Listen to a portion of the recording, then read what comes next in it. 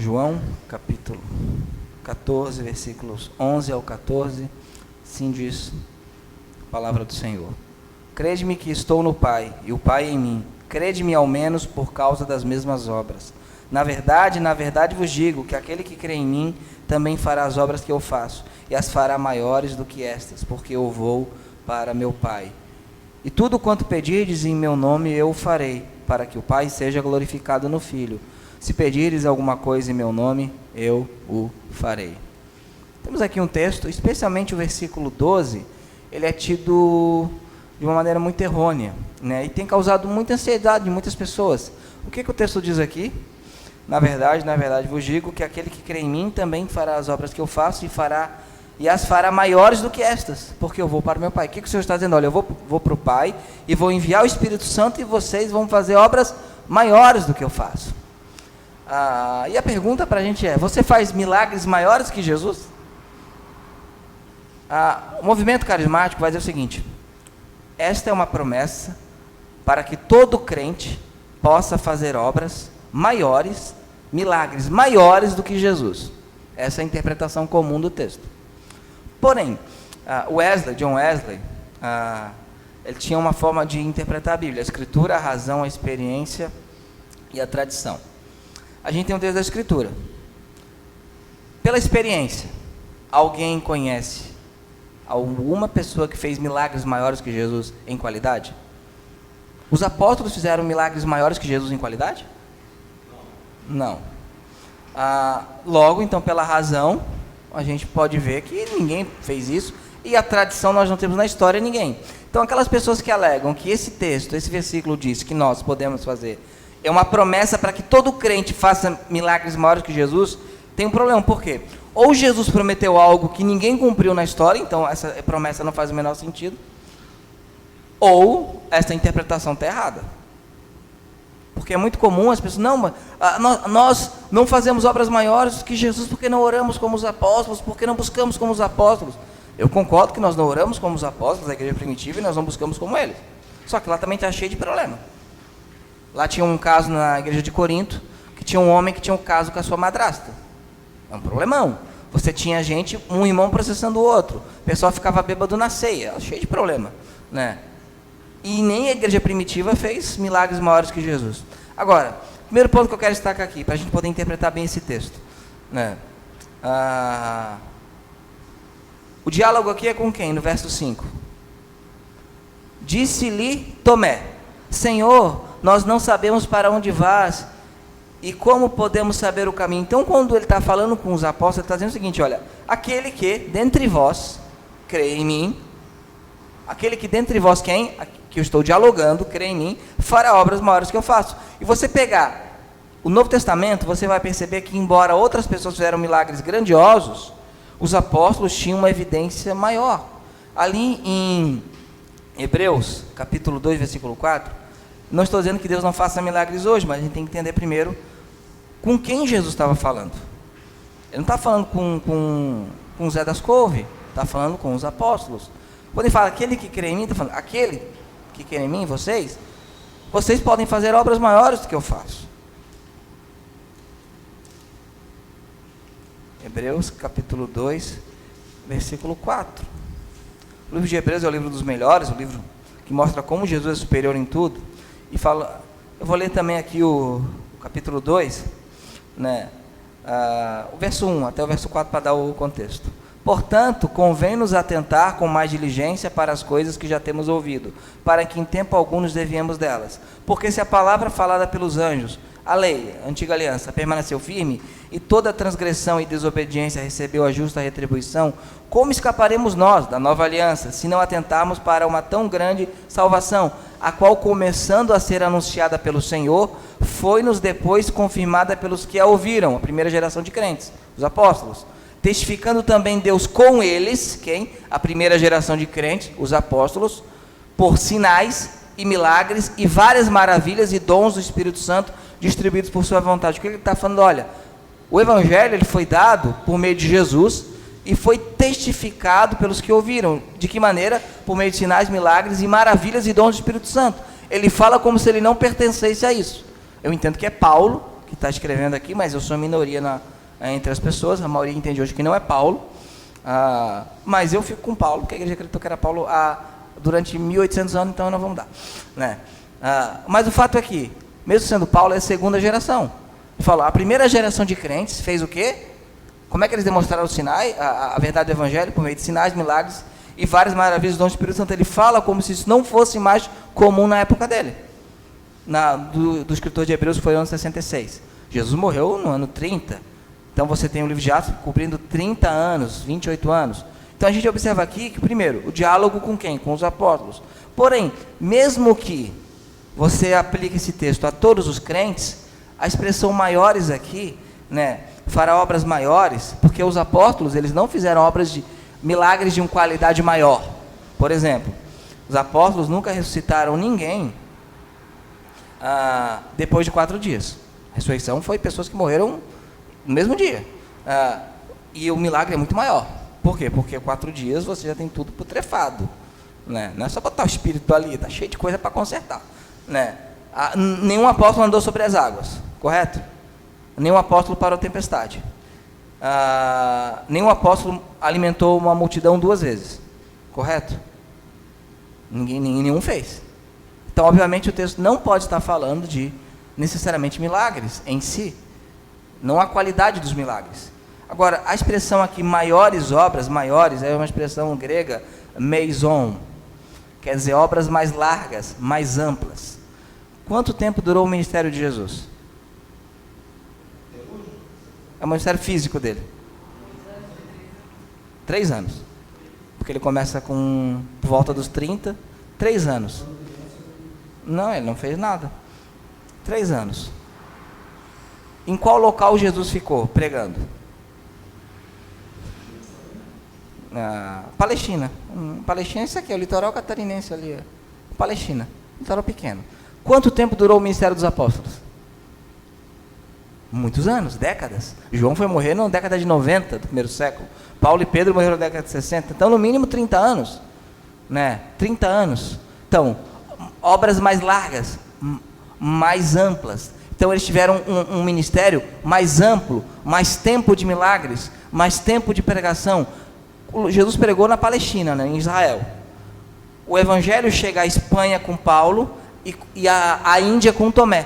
Olha só o tamanho da amplitude. Jesus prega num pedacinho assim, nunca saiu de Israel, Jesus, nunca saiu de Israel, sempre aquele localzinho ali, e os apóstolos, consegue chegar até a Espanha, Paulo chega até a Espanha, de acordo com a tradição, e de acordo com a tradição, Tomé chega até a Índia. Quando a igreja papista, a igreja de Roma, chega na Grã-Bretanha, vou chamar Inglaterra, porque não vai sair, né? Chega na Inglaterra, né?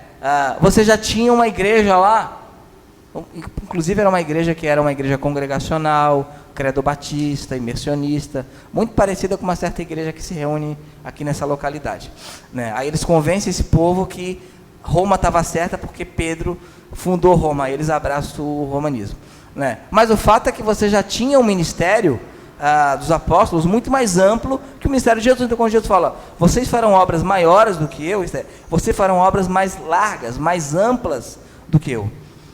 Não somente 3 anos e meio, e não somente na Palestina. Por exemplo, Jesus pregou para algumas multidões várias vezes.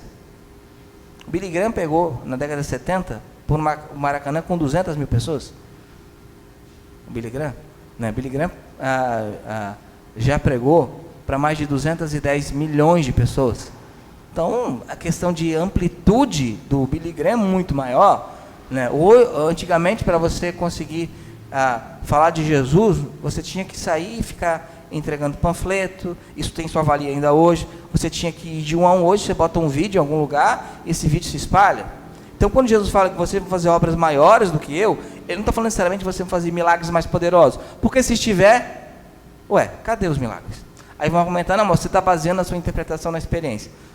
Porém, se a minha interpretação não coaduna com o mundo real, possivelmente ela está errada.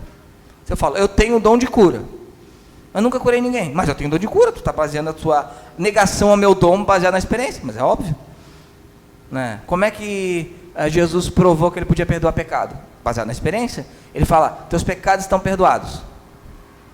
Aí os caras pensaram, quem ele pensa que é? Para vocês saberem que eu posso perdoar pecado, o que é mais fácil falar?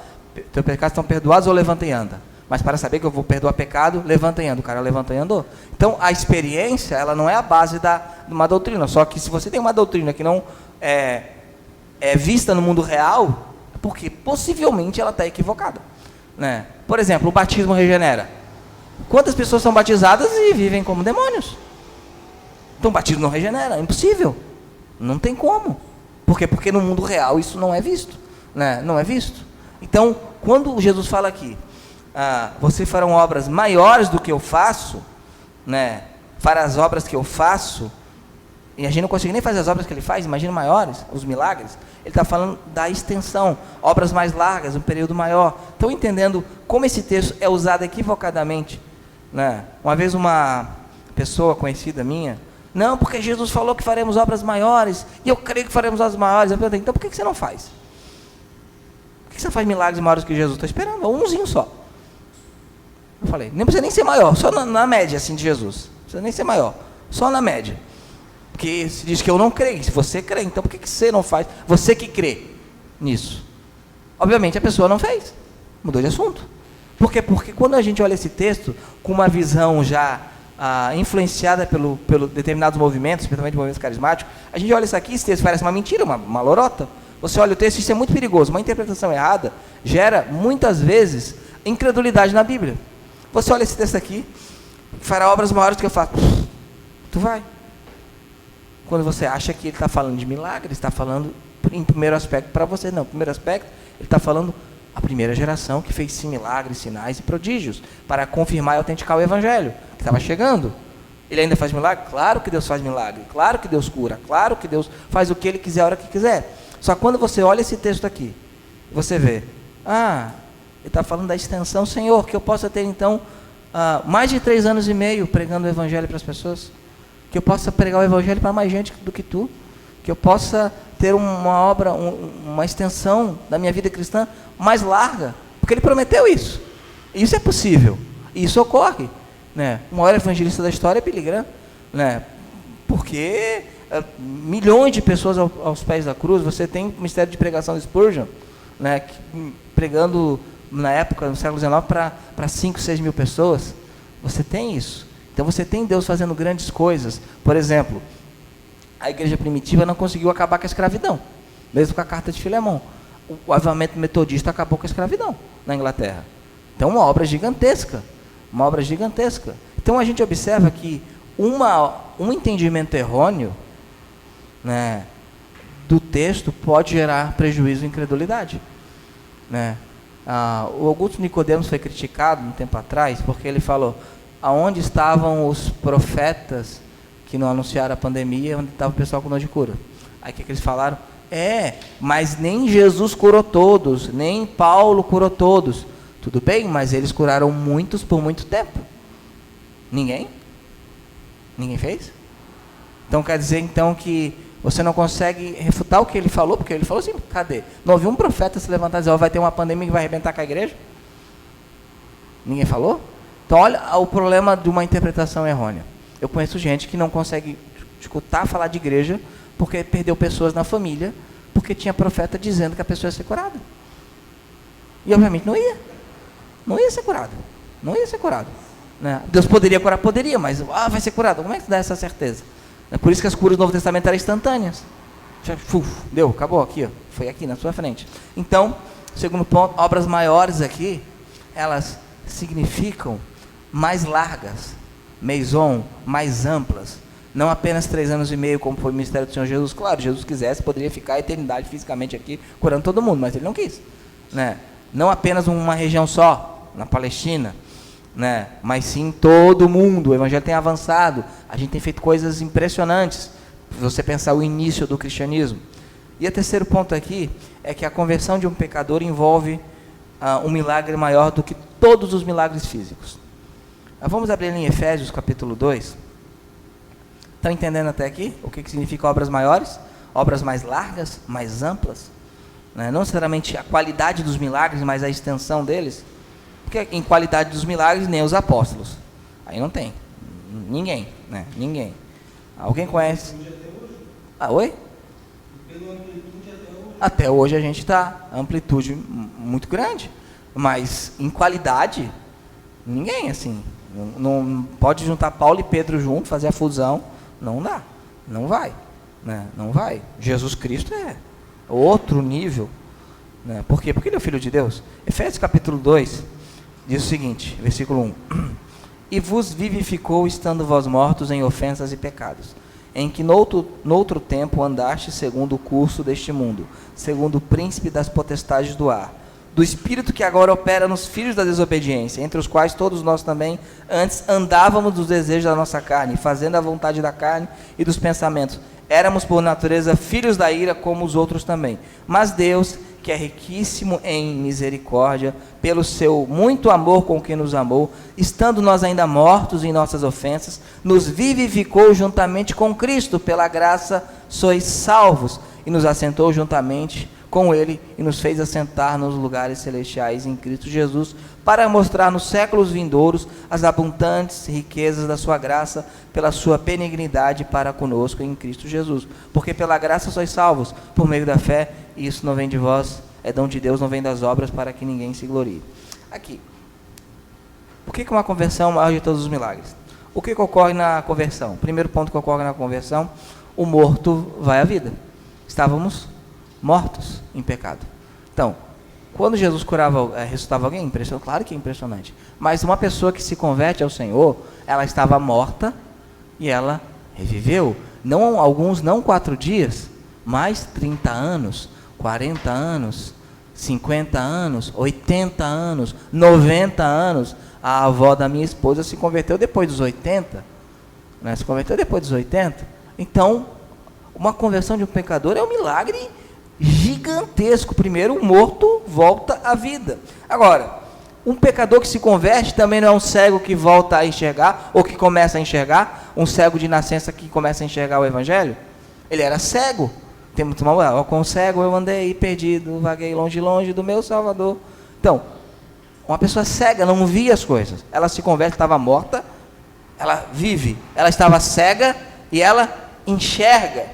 E ela enxerga. O surdo também ouve, porque ele não ouvia a voz de Deus chamando. Não é verdade? O surdo, uma pessoa que não é crente, não é cristã ímpia, sem Deus, ela é surda para as coisas espirituais. Deus chama, você prega o Evangelho, ela não escuta. Até o momento que o milagre acontece, ela escuta. E ela se converte. E agora ela começa a ouvir a voz de Deus, começa a lutar contra os seus pecados, começa a escutar o Espírito Santo, a escutar as Escrituras. E a lepra é retirada, é leprosa, cheia de pecado. A lepra simboliza o pecado. A pessoa leprosa, totalmente leproso. E o que ocorre quando ela recebe o Senhor? O sangue purifica. Ela pode cantar então que ela é mais alva do que a neve, né? Porque agora a lepra saiu, né? E ela também tinha um andar torto, tinha um andar todo errado, fora da lei de Deus. Ou ela se converte, agora ela anda caminhos retos, seus pés são firmados, né? Seus pés são firmados. Tudo isso Jesus fez, não fez? Tudo isso ocorre quando um pecador se converte. Obras maiores, né? Obras mais largas, né? Claro, quem faz é Ele através de você, obviamente, né? Não é, a gente não tem essa capacidade, mas o poder do Evangelho é tanto, a fé vem pelo ouvir e ouvir pela palavra de Deus. Então, quando a gente fica muito fixado em sinais espetaculares, eu não estou dizendo que Deus não faz sinais espetaculares, mas o fato é que Ele não tem feito da mesma maneira que fez no tempo das Escrituras. Aliás, os irmãos sabem quais são os 3 únicos períodos de grandes milagres registrados na história da humanidade? A Bíblia registra. Só tem 3 períodos, mesmo na Bíblia, que está cheio de milagres. Os outros períodos não tem. Ou um ali, bem pouquinho. Moisés e Josué, muito milagre. Depois Elias e Eliseu, muito milagre. Depois Jesus e os apóstolos. Você tem períodos inteiros, páginas inteiras registradas na Bíblia sem nenhum tipo de intervenção miraculosa visível assim. Por quê? Porque Deus, embora seja o mesmo ontem, hoje e sempre, não significa que Ele trabalhe sempre da mesma maneira. Deus nem sempre trabalha da mesma maneira. Então, quando a gente lê a Bíblia corretamente, a gente primeiro tem a certeza de estar lendo aquilo que o Espírito Santo intencionou escrever. Ele não está dizendo, olha, uma vez eu li um livro chamado Caçadores de Deus, livro horrível, né? Uma porcaria o livro, né? E o livro tinha uma pergunta: há quanto tempo a sua sombra não cura ninguém? Porque Pedro curou pessoas com a sombra dele. E eu era jovem, saindo da adolescência, poxa, impressionado, nunca, fiquei livro umas 3 vezes. Eu pensei, peraí, a sombra do cara também não curou ninguém? Aí eu fiquei pensando, aí comecei a sair desse movimento carismático. Por quê? Porque realmente é muita embalagem. Mas o fato é que eles se utilizam das mesmas coisas que a gente, hospital, remédio, tudo. Não estou dizendo que Deus não cura, Deus cura. Deus dá intervenções maravilhosas. Mas ou Deus vai curar de maneira direta, ou vai curar pelos médicos, mas sempre é milagroso.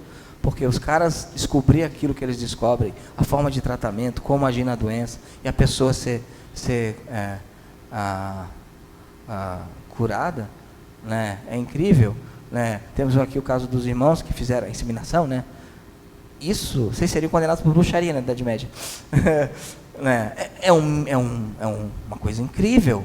Assim, e não estão burlando a lei de Deus, não, imagina alguma, eles estão pegando aquilo que Deus deixou determinado, já estabelecido que seria possível, e usando a inteligência que Deus deu. Isso é milagroso, né, no sentido que é impressionante. Então a gente pega esse texto e a gente não pode pegar o texto, olha, nós estamos falhando como igreja porque nós não estamos fazendo os milagres que Jesus fez. Não, nós falhamos como igreja quando nós não obedecemos à lei do Senhor, quando nós não imitamos a Jesus, quando nós não amamos o nosso irmão. Nós falhamos como igreja quando nós não oramos como deveríamos, quando nós não nos arrependemos de coisas que deveríamos arrepender. Assim que nós falhamos como igreja. Nós não falhamos como igreja quando nós não temos o desempenho do apóstolo Paulo. Quantos tiveram o desempenho do apóstolo Paulo? Quantos tiveram o desempenho miraculoso do apóstolo Pedro? Eles eram apóstolos e sinais eram dados a ele.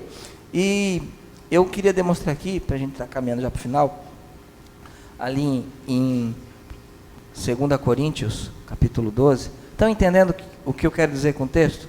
O texto não é uma promessa de frustração, porque eles transformaram esse texto em promessa de frustração. Você se frustrou, você não faz milagres maiores que Jesus. Mas quem que faz, meu Deus? Alguém faz? É igual eu tenho dom de cura, sim, mas... Oi? É para servir como base. Sim, exatamente.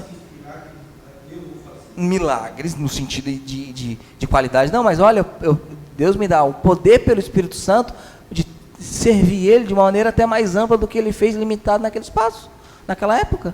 E é possível, né? A nossa denominação está em mais de 100 países. Isso é incrível, né? Isso é incrível. Pensar que nasceu numa igrejinha em Santa Bárbara do Oeste em 1871, os batistas brasileiros, ou que era um bando de camponeses anabatistas. É incrível o que Deus fez. Ali em 2 Coríntios, capítulo 12, versículo 12, diz o seguinte: os sinais do meu apostolado foram manifestos entre vós com toda a paciência, por sinais, prodígios e maravilhas. Isto é, as marcas que eu sou apóstolo, as evidências que eu sou apóstolo, foram manifestados, foram vistos entre vocês com toda a paciência, com toda a perseverança. De que maneira? Por sinais, prodígios e maravilhas. Paulo fala, eu provei que eu sou apóstolo porque eu fiz milagre entre vocês. Né? Ali em Romanos capítulo 15, 19...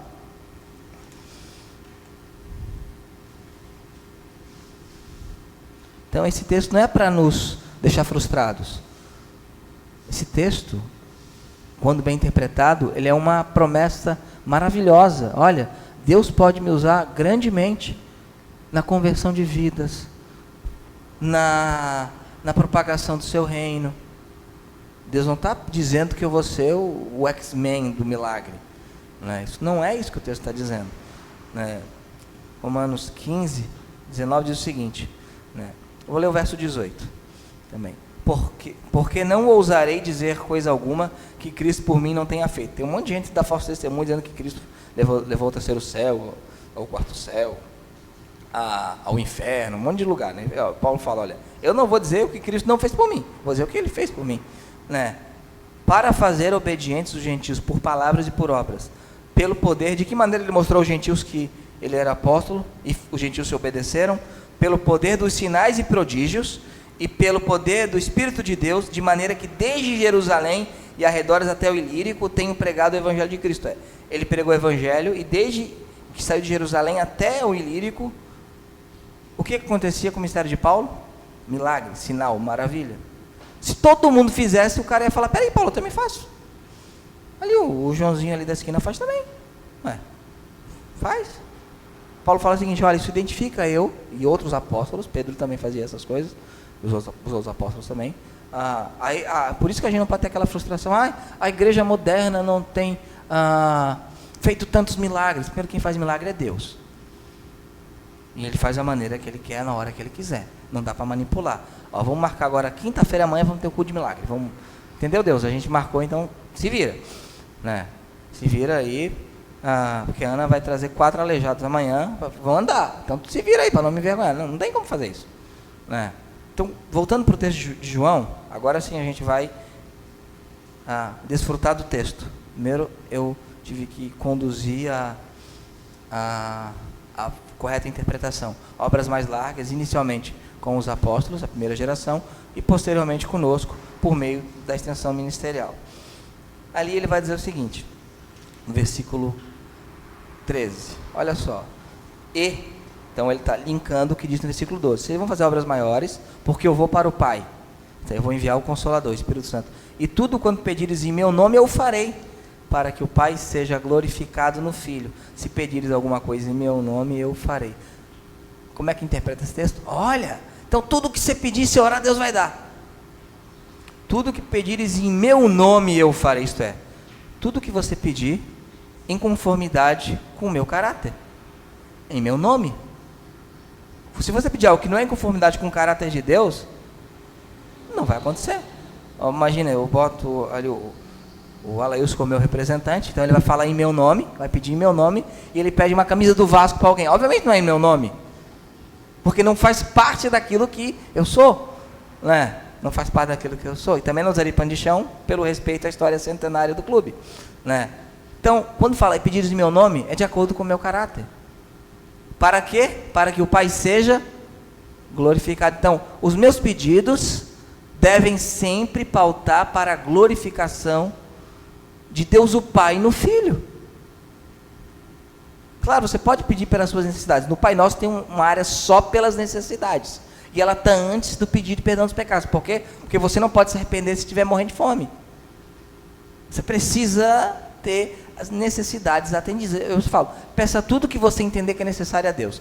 Deus vai dizer se é necessário ou não. Não é a gente, né?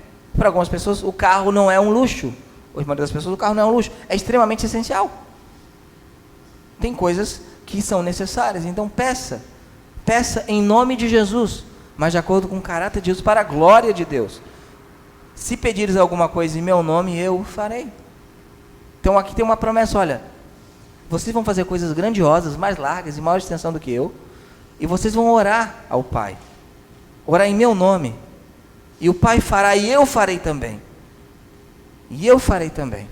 Só que o texto continua, a gente não vai ver hoje, mas o verso 15: se me amais, guardais os meus mandamentos. Aqui é a voz ativa, presente, né?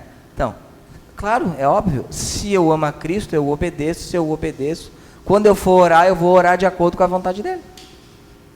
É muito simples. Então, qual é a promessa do texto aqui? Olha, eu vou enviar o Espírito Santo para vocês, vocês vão fazer coisas grandiosas pelo poder do Espírito Santo, coisas que eu não pude fazer, porque estava limitado por período de 3 anos e meio, uma geografia muito pequena. Então vocês como igreja farão coisas maiores do que eu, e o que vocês orarem em meu nome, e for para a glória do Pai, eu vou fazer.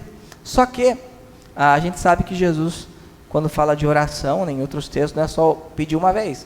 Tem a parábola da viúva persistente, que ela ficou pedindo, e Deus assim aprove para testar a nossa fé, para fortalecer a nossa fé, né?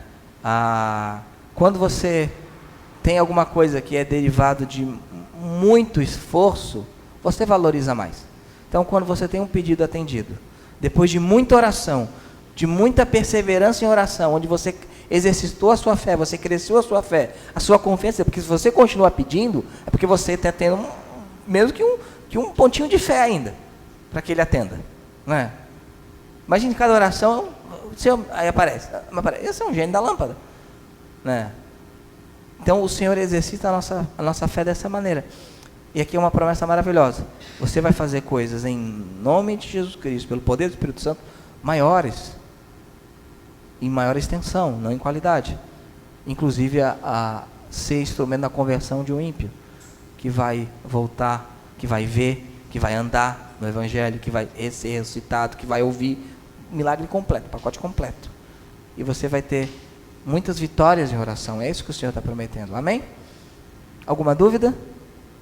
Não? Então, ninguém precisa ficar frustrado com o texto. Uma pergunta aos irmãos: há quanto tempo a sombra de vocês não cura ninguém?